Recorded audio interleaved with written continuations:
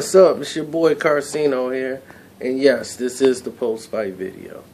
Now, to Maidana, Mayweather versus Maidana at the moment, for those who might be stupid.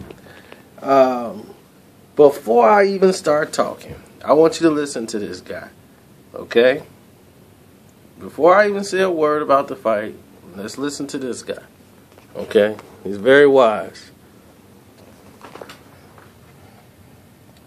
Maidana is the most dangerous fight for Floyd Mayweather at this present time.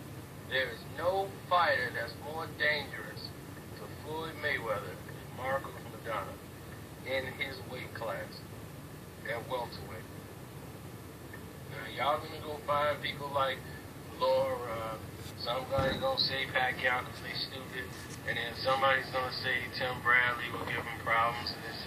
The most dangerous threat to Floyd Mayweather, in my opinion, is Marcos Maidana.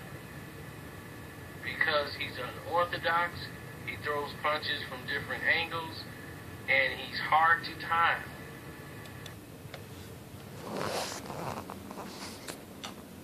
Any questions? This is back in February, the 25th. It's on YouTube. It's out there. So for all you people who think you know what you're talking about, when you're talking about Devin Alexander, did you actually think the same Marcos Maidana that fought Devin Alexander was going to show up today? The Marcos Maidana that fought today would have destroyed Devin Alexander in 6 rounds. You see, you can't go back in fights and look at certain fights and compare it now without looking at the situation of the fighters. Now, you know Marcos Maidana's situation was really bad back then. He didn't have training. Now he has training. Now you see the difference. That's why you just can't go back and pick a fight just because of who they fought. It's the situation that matters. Now, let's assess the fight. I think first we should do the undercard. J'Leon Love showed great boxing ability. Paraban, I think, came in a little too heavy. He should have been a little lighter. He wasn't as crisp as he normally is with his jabs, but his power is there. He's a really big guy, and when he landed on J'Leon, he called J'Leon sleeping, because that's what J'Leon does. Sometimes he just stick his head out and his mouth open. Gabe Rosado caught him the same way. He got caught with a right hand, and it totally took his attention away, and he was hurt. And I thought the fight should have been stopped. And Nady, I think, was getting ready to stop it because J'Leon Love wasn't throwing any punches back. It definitely should have been something that happened there. But they let the fight continue, and the next round, I don't know, man. Something happened in J'Leon Love where he just woke up. And he had the best fighting I've seen in his career as far as using the angles, jabbing, being aggressive, bringing the fight to Paraban, which he should have done earlier. I'm like, there it is. Why wasn't he doing that earlier? Back him up a little bit. Surprise him. Be first. Don't let this guy just lead you all night. And you just pop shot. Bring the fight to Paraban. Back him up. And what do you know? He gets a cut. Things are going in his direction. Then, you know, he wins the decision. I think it was fair. Some of the scores may have been kind of crazy, but overall, they had it right. Adrian Broner. The man has got to learn to use his legs. I don't know when he's going to do it, but in this fight, he really didn't have to because he had a flat-footed opponent who was going to stand in front of him while he got a chance to work. I mean, once he found out Molina couldn't hurt him, it was basically showtime. But he's got to learn to be a little bit more busier, going to the body, stop trying to headhunt a lot, and dig those shots downstairs. He would have ended this fight, I think, if he just stayed downstairs earlier in the fight. But overall, he got the win. I mean, he did what he had to do to get back on track. But you're not going to beat world-class competition unless you start using your legs, bending your knees, and digging some shots down low. These guys at 140, they're going to bring some thunder. And a lot of them can box. And they're going to be gunning for them. So this ain't the division to mess around in. Now, Amir Clinch Khan, what more can we say about him? I do not want to see him fight Floyd Mayweather still. You know, this makes me want to see him fight even less. To see Khan clinch 5 different ways for 12 rounds is not worth $70.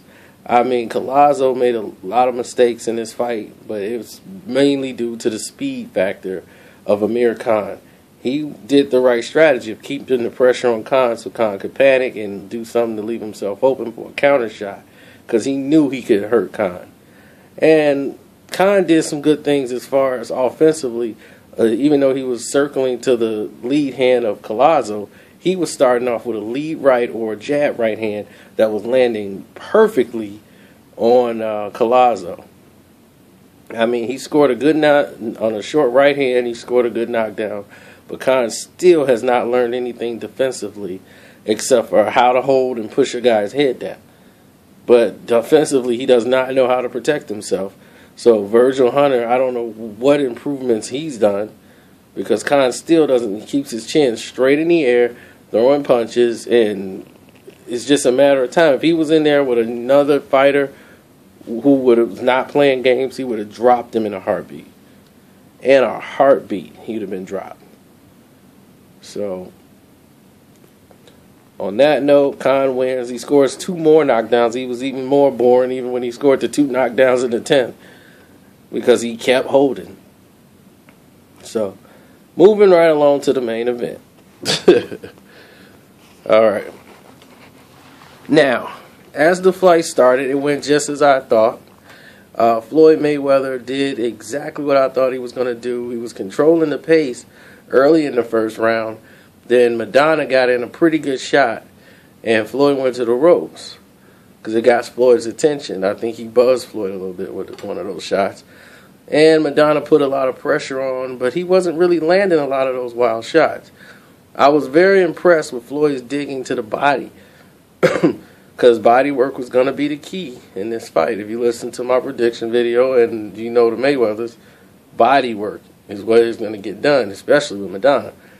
But Showtime kind of got caught in the moment of Maidana just roughing up Floyd, that they didn't pay attention to what Floyd was really doing. He was throwing a lot of good body work and during those exchanges.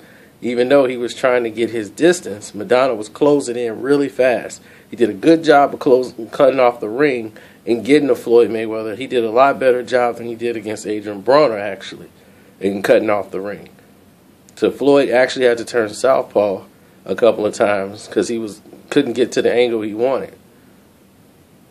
So as the fight went to like round 2 and 3, I'm noticing something. Floyd is purposely going to the ropes. Not because he's tired, because he's tiring out Maidana. He's giving him hard, stiff jabs to the body, and I'm seeing Maidana starting to lean.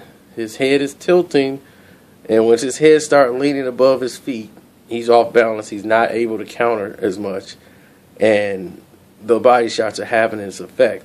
And you can tell in his legs, it's taking him a lot longer to move. He's not bullying as much no more. He's kind of standing still. Floyd was taking advantage of that. I think the weight advantage, too, it helped him, Maidana, but it also hurt him. Adding on that much weight that late is going to kill you in the second half of a fight, especially against Floyd Mayweather, who's going to go to your body. Yeah, you're going to be tiring Floyd out and hammering him, but a lot of those shots weren't landing, but he did land some good body shots on Floyd, and it just was too far and too in between. But the more damage was happening to him because he was standing still, and he was ducking his head low, throwing wide, and Floyd was catching him with counters, just like Broner was in that 4th and 5th round when they fought. But Broner's problem is, what Floyd didn't do is Floyd would jump back when Maidana tries to come with that wild feint and then come up top with the hook. Floyd wasn't going to be there, and he wasn't. He would jump backwards, where Broner would just stand still and try to catch it. Can't do that. I mean, Floyd had a good game plan, but it was exhausting and tiring. But after round 3 and 4, he knew. He just said he's getting tired, because he could hear Maidana breathing hard in the clinches, and then when he go to the body, he can hear him. So he told his father he's getting tired.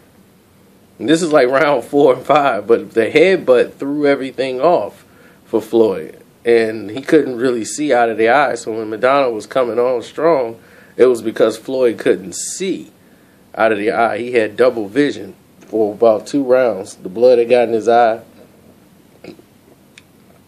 But they dealt with it, and he took over. And I had Floyd winning from round 7 to 12. I think he just swept it. Because I had him winning by 2 rounds, but 7 through 12, he basically swept it. The clean punches, the body work. Maidana was smothering his own offense because he was exhausted. He tried. He was so valiant. He was using the jab to keep Mayweather off of him when he was hurt. But I think this was the best he was ever going to look against Floyd. They fought again. It wouldn't change a thing. It wouldn't change a thing. It would look pretty much the same way it went. Maidana just can't take it to the body. And he balloons up too much. So, and those arms are just going to get heavier in the later rounds. And you're just not going to catch somebody as athletic as Floyd Mayweather with shots like that. So, on that note, great fight. And hope to see y'all at the next one.